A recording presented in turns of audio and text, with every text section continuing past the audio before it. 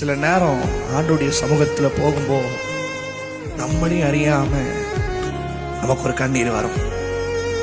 எதுக்கு அழுகிறோம் ஏன்னே சிலவங்க நமக்கு பண்ணது நினைச்சலாம் இல்ல இல்ல இல்ல, சிலவங்க நம்மளை பேசுறது இல்ல இல்ல இல்ல, நம்மளே அறியாம அதுதான் ஆனந்த கண்ணீர்.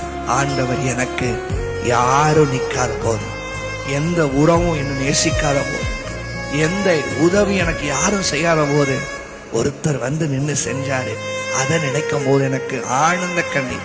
அவங்கள நினைச்சலாம் அழலப்பா, உண்மை நினைச்சு என்னை அறியாம.